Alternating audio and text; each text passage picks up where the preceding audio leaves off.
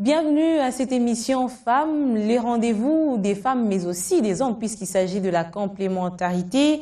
Justement, ce numéro se propose de faire parler de la mode à travers un créateur. Il s'agit de José et Sam, basé à Paris. Bienvenue José et Sam. Merci. Vous êtes créateur, vous vivez à Paris, vous êtes à Kinshasa pour le moment. Qu'est-ce qui justifie votre présence à Kinshasa? Ben, déjà, par rapport à... C'est mon pays, donc je passe ici de temps en temps. Et puis, bon, à préparation de l'événement de Chéri et Sam, qui est mon petit frère aussi. Et ensuite, c'est pour, en quelque sorte, essayer de préparer, parce que comme je pense peut-être à partir de l'année prochaine, moi-même commencer à travailler ici sur place. Donc vous venez jeter des bases par rapport à cela. Ben voilà, exactement. C'est l'émission Femmes, je l'ai dit tout à l'heure. Oui. Et il s'agit quand même de... Puisqu'on prône le gender, vaut mieux qu'un homme parle de la mode. Et vous-même, vous êtes ancré dans l'habillement des femmes à travers vos créations. Mais que représente la femme pour vous? La femme, pour moi, c'est déjà... Elle présente l'image. Je crois que tous les hommes doivent savoir que c'est par rapport à sa femme qu'on la respecte beaucoup. Donc c'est elle qui est l'image de la maison. Une femme qui se présente bien, on dit que cette foyer-là est très stable, très confortable. Mais une femme qui se présente mal, directement, ça définit comme quoi que c'est une situation qui n'est pas très bien dans cette famille-là. Donc voilà l'image de la femme que moi je considère. Parce qu'on est aussi des enfants qui étaient élevés par une femme seule. Et ce qui n'était pas évident. Et donc derrière ça aussi, qu'on connaît qu'est-ce qu'une femme, une maman à la maison et comment elle pourrait se battre pour ses enfants. Donc elle présente un atout, c'est le socle de la famille. C'est ce que je peux dire. Le socle même de toute une société. Vous avez choisi la mode comme moyen d'expression, n'est-ce pas? Oui, je suis un artiste de base. Je fais le Beaux-Arts, j'ai étudié à l'Académie des Beaux-Arts ici. Et donc, je fais la sculpture. Comme je dis toujours, la mode pour moi, c'est que j'ai quitté l'argile pour mettre les tissus à la place. C'est toujours donner du volume à mes pensées. Voilà. Et quand vous donnez ces volumes à votre pensée, vous avez pu choisir d'habiller la femme. Comment c'est parti de faire, parce qu'il y a quand même des hommes, on ne va pas dire qu'il n'y a que des femmes qui s'habillent bien, il y a aussi des hommes, mais pourquoi vous avez choisi exceptionnellement de vous consacrer à la mode par rapport à la femme? Bon, je peux dire qu'il n'y a pas que la femme, en fait, dans mon travail. Comme je dis, je suis créateur. En dehors de la couture, que je peux dire, j'ai d'autres... je m'exprime par la peinture, peut-être par les dessins, par la décoration intérieure. J'ai beaucoup de choses à faire. Bon, maintenant, par la créativité, de vêtements. La couture. La couture. Donc, si je me suis resté en quelque sorte sur la femme le 3/4 du temps, c'est question des conditions... toutes les conditions, par exemple, du fait que je vis déjà en Europe, on a l'espace assez limité. Et donc, ce qui a poussé un peu, influencé de rester plus sur la femme. Mais je fais aussi des produits pour hommes. On me connaissait... Pas parce que c'est la femme qui dépense beaucoup par rapport à, si, son habillement. Il y a aussi ça quand même, parce que je ne vais pas dire le contraire. Vaut mieux faire 10 robes d'une femme que d'attendre un costume pour un homme. Ça, c'est vrai. Et qu'est-ce qui a déclenché cette vocation en vous Bon, je vais dire c'est déjà une histoire de famille. Oui, quand on voit Chéri et Sam, José et Sam. Ma mère aussi fait de la couture. Donc ma petite sœur aussi touche aussi dans la couture. Et donc un autre grand-père, le père de ma mère aussi, a fait la couture. Et donc je viens d'apprendre aussi, que j'ai même une petite robe, que notre arrière-grand-père faisait aussi la couture. Mon père aussi a touché à la couture, donc c'est une histoire des familles. C'est héréditaire. Ouais, voilà, c'est héréditaire, parce que sincèrement, je peux dire, j'ai commencé ça très tôt. J'ai commencé la création très tôt, mais d'accepter la couture comme vraiment un métier, j'en ai mis du temps quand même. Donc, je peux dire, parce que c'était quelque chose qu'on faisait, je savais coudre, mais je voulais pas vraiment m'investir là comme couturier, mais c'est beaucoup plus tard que j'ai dit, bon, je fais ça, ou c'est rien, parce que si c'était question de faire autre chose qui ne valait pas la peine, l'histoire de gagner des sous, c'était pas vraiment très excitant pour moi, en fait. Donc, c'est pour ça que je me suis resté dans la couture, et au fur et à mesure, j'ai vu que dans la création pour femmes, il y a beaucoup des étapes, des choses à s'exprimer. Voilà. Qu'est-ce qui vous inspire finalement? Moi, c'est souvent la femme dans tous ces, comment dirais-je? Dans toutes ces facettes. Oui, voilà. Donc, je peux dire, il y a des choses qui sont, par exemple, simples. On banalise, nous? Oui, vous savez, je prends un détail que je peux... La dernière fois, j'étais ici, j'étais assis devant la porte comme ça de la maison. Je voyais une groupe des petits écoliers qui sortaient. Et puis, il y en avait une qui avait une jupe plus longue que les autres. Et je retiens cette jupe-là, je l'ai gardée, je l'ai amenée dans ma collection à Paris, la forme de la jupe que la petite avait portée. Une jupe d'uniforme. Une jupe d'uniforme, mais moi je pris le même, je trouvais ça, c'est la longueur qui était un peu trop exagérée, je ne sais pas si c'était à elle, mais c'était vraiment trop long. Peut-être que sa religion exige ça, voilà, comme ça, ou ses parents, ça dépend. Ouais, mais moi c'est cette longueur-là que je pris et que je fais pour l'été, les jupes à peu près dans ce genre-là. Il y en a d'autres que je rêve, ça m'arrive des fois de rêver des formes de trucs, des robes, ou bien par exemple une fois j'étais sur ma tongue, là je marchais, il y avait une femme qui était devant moi, la manière dont elle avait attaché son pagne, et moi je l'ai transformé en jupe. Heureusement qu'aujourd'hui, je n'ai rien de particulier qui puisse vous inspirer. Ah bah si, vous avez quelque chose de particulier quand même. Quand je vois votre volant qui est devant, c'est original. Mais ce n'est pas dit que je fais la copie. Je prends exactement ce même détail-là, je le mettrai sur d'autres supports, je peux l'améliorer, vous voyez, ça vient de partout. Je crois qu'un créateur, c'est comme ça. C'est comme quelqu'un qui a des visions, c'est quelqu'un qui a des rêves, et ça vient de cette manière-là. Mais je ne peux pas dire vraiment...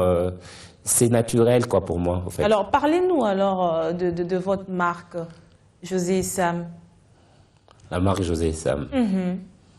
Ouais, c'est une marque que je peux dire, je suis dans les vêtements très, très modernes de la femme d'aujourd'hui. Comme je peux dire, une femme dynamique qui travaille. Et ça reste toujours des choses un peu, à la base, très sobres. Parce que le plus important sur un vêtement, ce n'est pas ce qui brille, mais le travail technique qui est dessus, que j'essaye d'apprendre comme je suis en France. Et que la couture, je peux dire les techniques françaises, donc de la couture que j'ai appris, que j'essaye vraiment de mélanger avec ma culture congolaise, parce que je précise bien congolaise, pas africaine. Pour une simple raison, on a notre façon de faire qui est d'attacher, par exemple, le pagne de nos mamans, qu'on le voit souvent, qui est unique, que l'Afrique le connaît. Vous utilisez aussi des pagnes pour habiller? Si, j'utilise le pagne, ça c'est clair, mais je ne suis pas vraiment, comment je peux dire, entre guillemets, l'adepte de pagne, parce que là je précise une chose dessus, que j'aimerais bien qu'on puisse savoir que nous, dans le pagne, nous l'avons adopté. Comme je peux dire qu'on peut adopter les robes chinoises, on peut adopter par exemple les costumes. Les pagnes, pour nous, c'est comme ça, on l'a adopté. Ce n'est pas un produit de notre, on peut dire de notre origine. Culture. Non, ce n'est pas un produit de notre culture. Attention, on l'a adopté, on l'a bien imprégné, on l'a... comment dirais-je On l'a aussi bien vendu, quoi. Non, on l'a bien vendu. Bien présenté aussi. On l'a bien présenté. Parce que vous savez, nous les Congolais, si vous regardez bien, il faut savoir que nous, on prend ce qui vient ailleurs. Comme je prends l'exemple, un costume pour homme. On prend le costume qui est occidentalisé, que le Français, l'Européen doit porter. Et que nous, on le prend, on le porte beaucoup plus grand. Le pagne, le pantalon, on le porte 3 fois plus grand en mettant des plis devant, serrer la ceinture, qui est sans... se rendre compte, c'est notre façon, la culture, on aime bien au Congo avoir plein de tissus sur vous. C'est bien qu'on amène quelque chose de l'extérieur, mais on y met notre touche particulière. Voilà, exactement ça. C'est ce qu'on a fait avec le pagne, c'est ce qu'on fait avec les costumes. Quand on voit les vestes de toutes les couleurs qu'on voit, c'est ça, on reconnaît un Congolais de cette manière-là. Qu'on aime, qu'on n'aime pas, c'est ça, nous, les Congolais. Notre identité, tout à fait. Voilà, et c'est là où moi, je prends dans mes robes, on remarquerait, il y a beaucoup de tissus, il y a beaucoup de drapages, parce qu'il y a cette cette forme d'attacher, cette forme de tourner le tissu, c'est là où moi j'exploite ma culture. Bien sûr, je ne peux pas dire le contraire, je fais beaucoup des robes d'histoire pour souvent des dots de robes d'histoire en pagne comme ça c'est vraiment quelque chose que je fais. Il y a aussi de trucs qu'il faut savoir, par exemple, que vous voyez des détails de couture des fois qui prennent une ampleur ici sans savoir les origines. Donc, c'est des choses que je balance. Peut-être je prends un truc européen parce que par exemple, il faut savoir que les mélanges entre le pagne et la dentelle, c'est moi qui l'avais commencé. Le pagne à couper, comme on voit tout le monde, c'est les Ivoiriens. Vous connaissez comme si ça vient de la Côte d'Ivoire. Oui. Mais sache que les Ivoiriens, d'abord, ils ont commencé avec moi. C'est moi qui l'avais commencé à couper à Paris. Donc j'ai des photos qui montrent les années où je l'avais commencé et que petit à petit, comme je suis plus connu en Afrique de l'Ouest qu'ici, eux là-bas, ils l'ont appris, bon, bien sûr, ils ont prophètes chez soi, comme on dit. Hein, il faudrait quand même faire des efforts pour que vous puissiez aussi inspirer le plus souvent les stylistes ou modélistes créateurs congolais. Bien sûr, la démarche, c'est pour ça que je comprends. Vous savez, je vais dire, il y a un moment dans la vie, on a envie d'apprendre, on a envie d'être reconnu. Et puis, il y a le moment où ça vient, l'idée, on commence à chercher à transmettre. Franchement, ça me travaille, je me dis, tiens, il faut que les gens puissent savoir ce que je fais. Ma démarche de revenir travailler ici, bien sûr, je serai ici, je serai là-bas, c'est pour apprendre ici que les gens comprennent qu'est-ce que la couture, qu'ils comprennent qui est un styliste, qui est un modéliste, le créateur c'est qui, c'est quoi la couture, c'est quoi le prêt-à-porter, parce qu'ici tout est mélangé, je crois. Puisqu'on y est, quelles sont les qualités d'un modéliste ou d'un créateur? Puisque vous êtes plus dans la création, vous voulez qu'on vous appelle créateur? je ne veux pas qu'on m'appelle créateur, je suis un créateur. Voilà, je dis que je suis un créateur parce que quand on est créateur de mode, il y a des gens comme par exemple, je peux vous dire que Jean-Paul Gaultier, il est créateur de mode, tout le monde connaît, mais lui-même en personne, il ne sait pas coudre. C'est qu'il a simplement son imagination, il le met sur papier et là ça devient le stylisme. Oui, voilà. Modéliste ou au styliste? Non, il transmet. Donc il y a d'abord ceci, hein. Il faut savoir, il y a le créateur, c'est lui qui a l'idée. Il prend son idée, il le met sur papier par exemple. Au moment où il le met sur papier, là il fait le style en fait. C'est le style, c'est le stylisme. Okay. Voilà. On peut aussi avoir des gens qui sont stylistes mais qui ne sont pas créateurs. Par exemple, je peux avoir je peux être un styliste. Que j'ai une idée, je donne, tiens, je voudrais, vous me faites ceci, vous me faites cela. Et je prends cette idée-là, je peux avoir 5 personnes à côté. J'ai dit, vous voyez par exemple la chemise, comment? La blouse que j'ai mise. Oui, le chemisier que vous portez, qui prennent ça et que je voulais le voir, toutes les différentes formes qu'ils vont faire avec ce chemisier-là. Tous ces gens-là qui vont prendre ça, ils mettront des manches, ils mettront ceci, ils le feront plus court, ils le feront en robe, ils feront ceci, sont des stylistes, mais ils ne sont pas des créateurs, ils transforment ça. Mais par contre, quand eux, ils vont terminer leur travail, donc on va trier ça dans tout ce qui est là, choisir ceux qui sont bien, ceux qui sont intéressants, et pour l'amener maintenant chez les modélistes, le modéliste va prendre celui qui est plat, va essayer de le mettre en volume sur un mannequin, comme vous voyez, on le fait comme ça, cette forme-là. Et là, on est modéliste. Et que quand on est modéliste, des fois, on n'est même pas styliste, même pas créateur, mais on n'est que modéliste. On est en train de mettre en volume, de modeler ce qui était sur papier. C'est ça le modélisme. Finalement, pour qu'on ait les résultats, il y a beaucoup d'étapes que nous ignorons. Bien sûr. Bien sûr. Et il y a beaucoup des étapes qu'il faut savoir. Ici, on a aussi, il faut savoir déjà dans la culture que nous avons, donc on nous a élevés avec des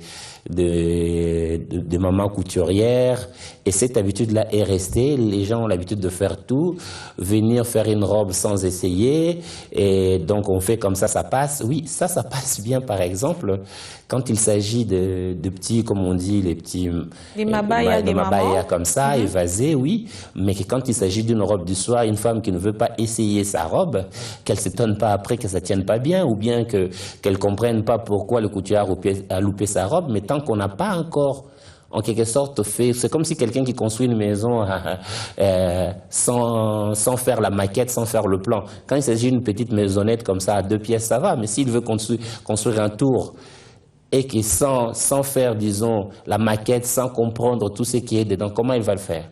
C'est ça le truc. C'est un travail, vraiment qui demande là-dedans d'effort. d'être partagé par d'autres et que le résultat à la fin soit vraiment quelque chose d'intéressant. Quelle est la place que vous donnez aux ambassadeurs de la mode congolaise ou les créateurs congolais? Ils ont quelle place? Bon, écoute, écoutez, je pourrais dire ceci. C'est un peu difficile. J'aimerais bien que la mode se développe au Congo.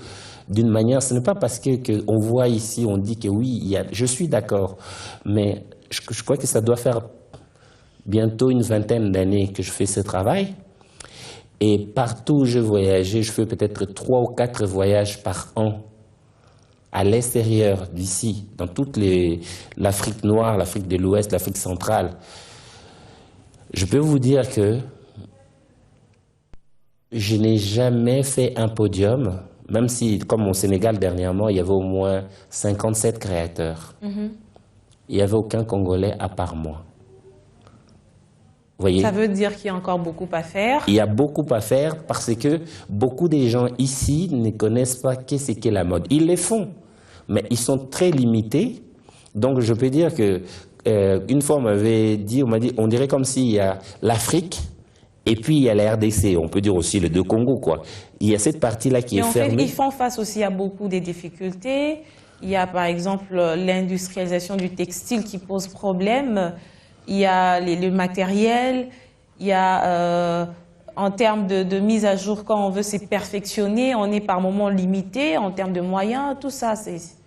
Bon, ailleurs aussi, c'est pareil. Il ne faut pas penser que dans certains pays, ils sont plus développés que nous. Non. Mais qu'est-ce qui nous manque alors? Qu'est-ce que vous reprochez aux stylistes congolais? Non, je reproche, il y a le côté un peu... dès que la personne... Souvent, bon, ils ne sont pas le seul au fait, hein, mais c'est que j'ai remarqué qu'il y a déjà une chose, il faut savoir que quand quelqu'un commence à voir une petite image, il croit qu'il est suffisant. Donc je suis déjà, par exemple, allé contacter des stylistes locaux pour telle manifestation. Il me dit, moi j'ai beaucoup de boulot, j'ai déjà assez de clientèle comme ça. Mais si c'est le cas, hein? Si c'est le cas et qu'il est vraiment occupé, qu'ils vous disent quoi? Non, mais Coca-Cola fait sa pub jusqu'aujourd'hui. Vous voyez, donc, mais quelqu'un qui est ici, qui a son atelier, qui me dit qu'il n'a pas le temps d'aller se promotionner, ben, vous voyez, c'est là. Mais quand je sors ailleurs, on ne le voit pas à cause de quoi? À cause de ça. Mais tandis que ceux qui sont ailleurs, je peux dire dans d'autres pays, qui travaillent mal même. Donc vous pensez aujourd'hui que si les modélistes ou les créateurs congolais travaillent d'arrache-pied, travaillent davantage, le Congo peut profiter de sa mode? Mais vous savez, on était à l'avance. On était à l'avance parmi les autres. Je crois quand j'étais petit, Kinshasa, c'était le Paris d'Afrique. C'était la référence pour les femmes africaines de s'habiller comme les Congolaises. Mais au fur et à mesure, ça baissait. Parce que je crois que j'ai connu des Milli-modes, des Aki, des Caprice Mode. C'est ce que j'ai connu. Ces gens-là, à l'époque, allaient faire ce que moi, je suis en train de faire. Mais qu'est-ce qui s'est passé entre les deux? Il n'y a plus personne. Moi, je peux vous dire une chose, que quand je voyage, j'aimerais bien qu'on puisse être comme d'autres pays, le Sénégal, le Gabon, le Mali ou la Côte d'Ivoire, qu'il y a 10 stylistes ivoiriens, 4 stylistes togolais, 2 stylistes gabonais. Mais quand il y a le Congo, il y a toujours peut-être... Il y a de rares, vraiment je vais dire qu'il y en a qui voyagent. Heureusement que José Sam est là. Puisque quand vous dites, quand il s'agit de citer les Congolais... Non, c'est très limité. J'aimerais bien qu'il puisse en avoir plusieurs. Hein, parce que ça va permettre... Vous savez, je suis allé une fois dans une soirée et qu'il y avait chaque pays avait sa table, au fait. Hein? Et imagine que... Donc j'arrive, quel pays? J'ai dit RDC, il n'y avait pas de table pour ça. Il n'y avait pas de table pour ça, mais tandis que d'autres pays, il y avait 10 chaises pour chacun. Donc je me suis retrouvé... Il faudrait justement que vous puissiez vous mettre ensemble pour réfléchir. Mais l'union fait la force. J'ai besoin que les stylistes montent avec le travail valorisant pour permettre qu'on puisse être visible, améliorer la qualité du travail. Ce n'est pas question, le but n'est pas de critiquer les autres, le but est que de dire, être comme on dit que le jour où le con qu'il connaît qu'il est con, il est plus con. Donc, de savoir que, comme j'ai dit même à mon petit frère, quand je viens, ça nous arrive de dire que non, ça, ce n'est pas bien. Moi, je te l'ai dit, ce n'est pas bien. Ce n'est pas pour te critiquer, pour te dire que non, je suis désolé, ce n'est pas bien. Améliore-le. Quand tu vas l'améliorer, tu vas comprendre. Moi, je veux que ça s'améliore, que ça soit visible. C'est ça, pour qu'on soit nombreux. Voilà. Pour que vous soyez nombreux, quelles sont les difficultés que vous rencontrez dans votre métier, par exemple, au quotidien? Au quotidien. Vous savez, déjà, je peux dire que, par exemple, mon évolution à Paris, je ne suis pas un grand qu'on peut imaginer comme ça. Je suis un tout petit qui se débrouille un peu mieux parce que je résiste. Mais je vais dire que, déjà, on a affaire à des gens qui ont des gros moyens.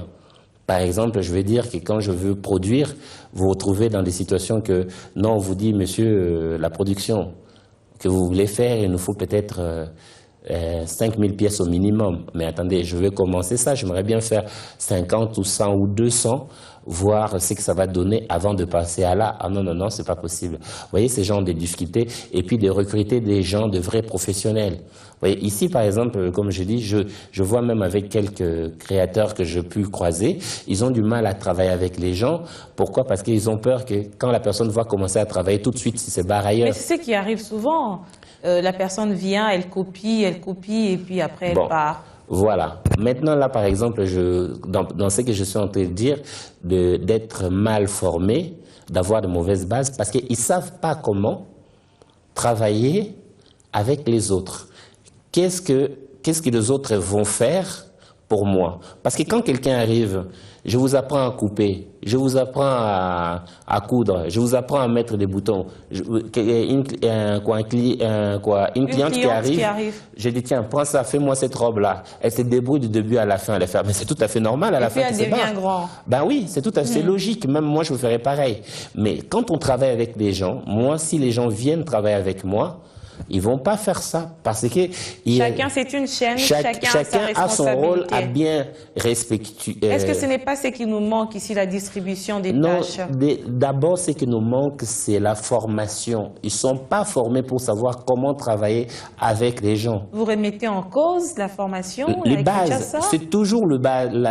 Il y a des écoles. J'ai vu, il y a des écoles. Oui, ici. Il y a des écoles. Il y a l'ISAM, par exemple, qui forme. Il y a des ateliers, comme on les appelle. Mais oui, mais je ne suis pas contre. Hein. Je dis qu'il y a les écoles, mais quand je parle qu'il y a une mauvaise base, parce que c'est cette formation-là qu'on a qui est de la coupe et couture qui continue. Ce n'est pas le stylisme et le modéliste, c'est la coupe et couture.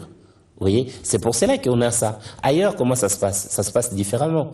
Quand le Japon, comme quoi, on a piqué tel styliste, tel couturier, les gens qui étaient commerçantes il dit que je suis styliste, le modèle, il passe, je suis modéliste, mais tandis qu'il crée des vêtements. Il faut qu'ils comprennent d'abord ce qu'ils font. C'est vraiment ça, en fait. C'est vraiment un travail de fond. C'est un travail de fond, vraiment. Et peut-on considérer que ce que vous avez dit ici par rapport à la mode congolaise et votre vision de voir les modélistes, les créateurs travailler ensemble, de voir un peu plus de perfection et de professionnalisme dans ce qu'ils font? Bon, vous savez, il faut vraiment que je critique pas mes frères musiciens, je les aime bien, on s'attend bien. Mais je dis que nous, dans la mode, on n'est pas dans la musique. Moi, mon téléphone peut sonner pour dire qu'il y a un créateur qui m'appelle. Tiens, écoutez Sam, je voulais savoir je suis en train de faire une veste en velours, comment je vais... Il y a quand même une image qui passe à la télé, par exemple, là. Est-ce que vous pouvez expliquer aux téléspectateurs c'est quoi cette inspiration? Il y a du volant? Oui, non, c'est un pantalon qui a une traîne derrière et puis en haut c'est drapé. Donc le thème pour ces défilés, j'avais fait, comment on dit, de trompe-l'œil au fait. Donc au départ c'était un pantalon et après c'était un pagne attaché, comme je vous ai dit tout à l'heure de ma culture. Et après c'est un pagne qui devient très occidentalisé avec une traîne quoi. C'est le travail que je fais avec tout ça. Et puis c'est sobre, comme vous l'avez dit au départ. On n'est pas, je vais dire, on n'est plus dans la mode bling-bling comme on voit ici, parce que j'ai l'impression que donc c'est l'effet domino, ça commence là-bas et à la fin, quand ça arrive là, le premier était déjà tombé. Alors qu'ici, ce sont les couleurs assez chaudes, vives, qui sont à la mode. Ça, c'est déjà l'hiver, c'est dans la sobriété, c'est la ligne. Il n'y a pas le volume qui gonfle, mais c'est dans la technique, parce que c'est pour couper ça, pour couper les bases de ces produits-là. C'est là où il y a la difficulté dans le travail. Je passerai peut-être plus de temps à faire une robe comme ça que de faire une robe bustier avec une jupe poisson comme j'entends parler ici. Vous voyez, c'est ça la différence. C'est dans la technique. Moi, j'apprends plus dans la technique. Alors, puisque nous sommes dans l'émission Femmes, une question par rapport à la femme. Vous croyez à la parité? Je crois à la parité, mais je préfère une femme très femme. Ça veut dire quoi? Comme je dis toujours, une femme qui est très femme, les jours où la femme, c'est peut-être dur, mais les jours où la femme sera égale à l'homme, ça sera trop pour elle. Parce qu'elle va perdre quelque chose. Vous voyez ce que je suis en train de dire? Comme j'ai dit, je donne toujours l'exemple à Paris en disant qu'une femme qui porte une robe, ses petits talons aiguilles dans le métro, je vous laisserai une place assise, mais pas une femme qui porte un jean avec des baskets. Il faut rester femme? Il faut rester femme. Je ne sais pas dit égal à l'homme, oui, mais j'ai dit qu'il faut que la femme soit femme. Vous travaillez, mais en restant femme. L'homme reste un homme, une femme, une femme. Mais la parité à l'égalité, oui, d'accord. Valoriser la femme. Je suis pour cette femme-là très puissante, mais en restant toujours femme. Voilà. C'est bien dit. Que diriez-vous à ces filles dont vous inspirez beaucoup aujourd'hui par rapport à la mode? Ou à ces femmes? Bon, vous savez, la mode est faite pour valoriser la femme et non de la dévaloriser. Et ce que je trouve vraiment dommage, le côté que, au lieu que les vêtements le valorisent, le vêtement les dévalorise. Ça veut dire? Cela veut dire que par rapport à leur façon de s'habiller, parce qu'on s'habille avec sa culture. Ça me fait plaisir de voir une jeune femme qui porte ses deux pagnes bien coiffées, qui mélange un peu l'Occident avec l'Afrique. Et ça, je trouve ça magique. C'est original. Voilà. Mais que quand on porte, par exemple, comme je vois, des pantalons taille basse, bon, bien sûr, mais il faut voir de quel contexte. Mais quand je vois, le problème est qu'on a des produits des fois qu'on ne comprend pas, qu'il ne fallait pas le mettre là parce que ça passe pas. C'est comme si quelqu'un qui met une robe qui brille en plein soleil, comme je vois des fois ici, des blousons en cuir, des trucs en fourrure, je dis mais ils n'ont pas chaud. Donc c'est un peu ça. Donc, quand on met quelque chose, c'est pour se valoriser. On sait bien que je suis là, je vais dans un bureau, je dois m'habiller comme ça. Mais si vous mettez un pantalon, peut-être je vois que la mode ici, c'est des pantalons slim, quoi. Oui. Mais bon, il y en a certains que ça va, d'autres pas. Ce n'est pas parce que l'autre l'a porté. Ici, on est swag maintenant. On est trop swag maintenant à Kinshasa. Voilà. Donc, je trouve que pour moi, c'est le conseil que d'abord, il faut se regarder, il faut connaître ce qui vous va bien, pour que ça vous valorise. C'est là où ça fait que on arrive dans un endroit où on ne comprend pas pourquoi les regards des gens est comme ci et comme ça.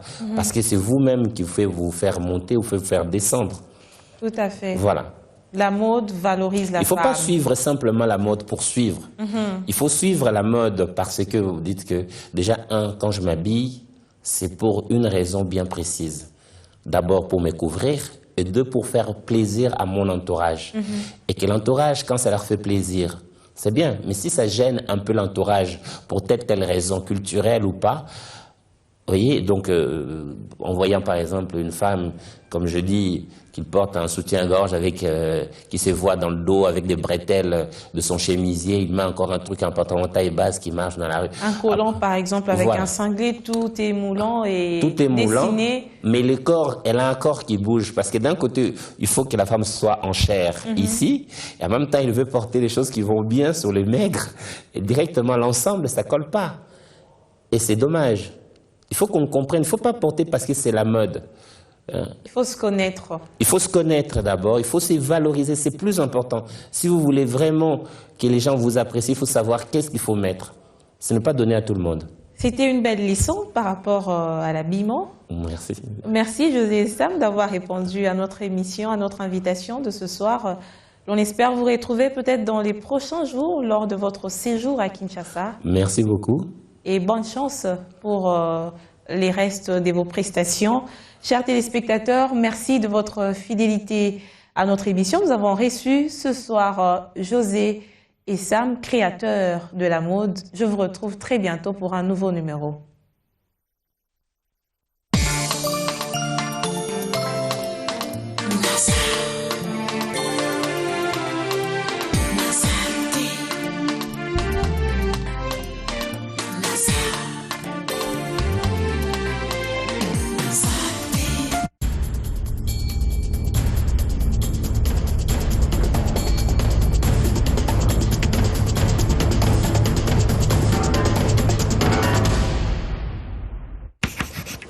Vous êtes encerclé par une bande de méchants. Que faire? Réponse A. Vous chantez une berceuse pour les calmer. Réponse B. Tu dois savoir qui je suis. Cerné par des femmes magnifiques, mais dangereuses. A. Vous appelez votre maman. Maman? B. Je vais en finir avec cette vipère. Ces femmes n'ont vraiment aucun scrupule. Vous êtes seul face au gardien de but. A. Vous tentez de le marabouter. B. Oui, c'est un rêve! Debout des Africains! Mais oui! Les plus grands programmes sont prêts pour une rentrée de folie sur les chaînes Canal+, à seulement 24 000 francs congolais par mois. C'est ça qui est la vérité. Dans la vie, nous avons tous des rêves, objectifs et aspirations. Vos projets d'avenir ainsi que ceux qui vous sont chers dépendent des choix que vous effectuez aujourd'hui. C'est pourquoi la Raobank a créé Renaissance, le nouveau compte d'épargne qui vous propose un meilleur taux rémunérateur à court et à moyen terme. Ainsi, vous pourrez suivre l'évolution des intérêts générés par votre épargne et assurer un avenir meilleur à vos projets les plus chers. Raobank is my bank. La République démocratique du Congo possède 80 millions d'hectares de terres arables, dont 4 millions sont irrigables. Notre pays a un vaste réseau hydrographique et une diversité climatique offrant des conditions extraordinaires pour une grande variété de cultures. Nous disposons des ressources pastorales capables de supporter 40 millions de bovins et des ressources halieutiques pouvant permettre un approvisionnement annuel d'environ 700 000 tonnes de pêche. Nous avons de grands défis à relever. Sécuriser et moderniser les systèmes de production agricoles, mobiliser des investissements conséquents permettant la modernisation du pays, vaincre la malnutrition, mettre fin à l'insécurité alimentaire et réduire le niveau de pauvreté de la population. Notre pays a initié une dynamique nationale de modernité et une politique de croissance portée par un secteur agricole modernisé pour augmenter les productions à travers le pays. Nous avons mis en œuvre le Programme national d'investissement agricole et le Fonds d'innovation agricole qui est à la disposition des innovateurs, producteurs, fournisseurs et entrepreneurs dans les filières agricoles pour transformer durablement de vastes étendues de terres sous-utilisées en exploitation agricole rentable, utilisant les nouvelles technologies, dotées d'équipements et d'infrastructures de production modernes. Nous avons planifié un vaste réseau national de parcs agro-industriels à la hauteur de nos ambitions. À Bukangalonzo, notre projet pilote, une nouvelle cité agro-industrielle voit le jour. École agricole, centre de santé, infrastructures communautaires, logements, pistes d'aviation, routes, électricité, eau potable, communication numérique. Bukangalonzo est une industrie. Sa chaîne de production va de la terre à l'assiette du consommateur. La volonté du chef de l'État, le président Joseph Kabila Kabange, à moderniser le secteur agricole est matérialisée par l'action gouvernementale. Une agriculture ultra perfectionnée pour notre indépendance alimentaire, c'est le socle de la révolution de la modernité. Elle permet la création de milliers d'emplois et le bien-être de la population. Avec le Programme national d'investissement agricole, nous faisons du partenariat public-privé la clé de notre stratégie de développement agricole du pays. Comme le dit le président Joseph Kabila Kabange, le temps est venu pour transformer l'agriculture congolaise d'un secteur de subsistance en un puissant moteur de développement économique global. La révolution de la modernité, des choix novateurs pour un pays plus beau qu'avant, pour un Congo nouveau, un Congo émergent.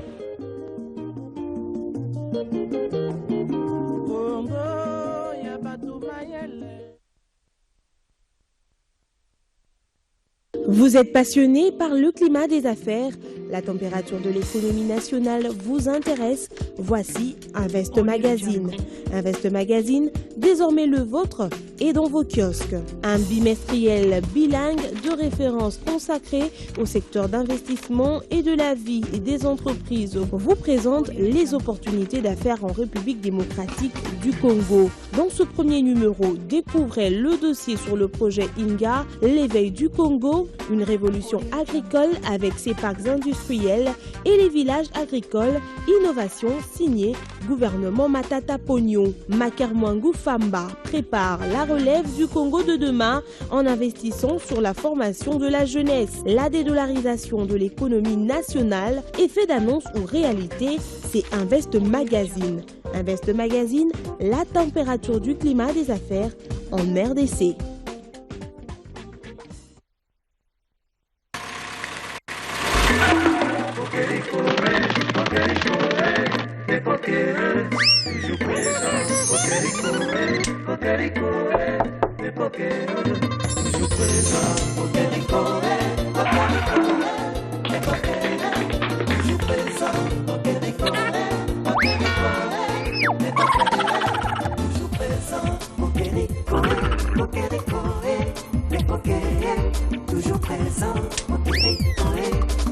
Savon le coq, encore plus dur et dure plus longtemps. Maxi-Lait vous fournit un max de vitalité. Buvons Maxi, et d'énergie, vitamines, protéines, c'est Maxi. Buvons Maxi, et d'énergie, vitamines, protéines, c'est Maxi. Maman, Maxi-Lait, maman, Maxi-Lait. Maman, Maxi-Lait, maman, Maxi-Lait. 100% énergie, vitalité, vitamines, protéines, c'est Maxi-Lait. Maxi-Lait, Maxi-Lait, Maxi-Lait. Buvons Maxi, et d'énergie, vitamines, protéines, c'est Maxi. Buvons Maxi, et d'énergie, vitamines, protéines, c'est Maxi. Maman, Maxi-Lait, maman, Maxi-Lait. Maxi-Lait, c'est le max de vitalité et d'énergie avec 20% de lait en plus à 100 francs seulement. Maxi-Lait, fournisseur d'énergie.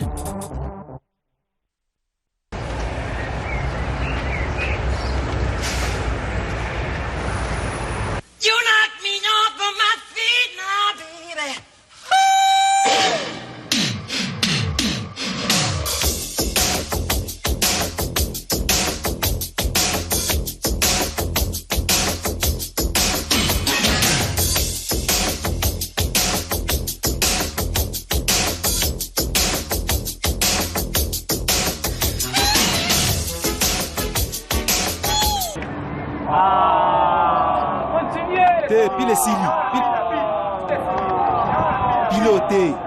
Toureo, il faut pile tigère alcaline. Oh, Yezaba, vrai pile tigère alcaline. Signé Beltexco. Et pourquoi seulement pile tigère alcaline? Pile tigère alcaline et durera 10 fois plus longtemps que ma pile moussous au monaka. Pile tigère alcaline, crayon, peu touche, énergie à Nyama.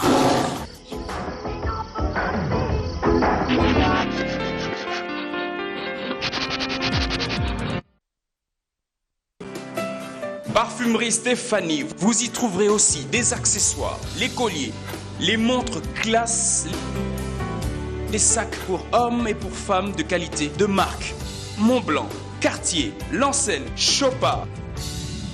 Venez vous faire plaisir et faites plaisir à celui que vous aimez.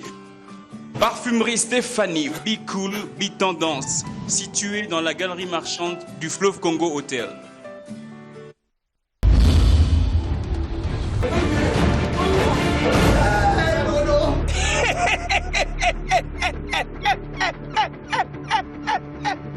Fire Security, l'insécurité aura chaud. Fire Security, pas bandit, pas Soki. Mais yippie, pas Soki. Fire Security, nous sommes en sécurité. Fire Security, moto.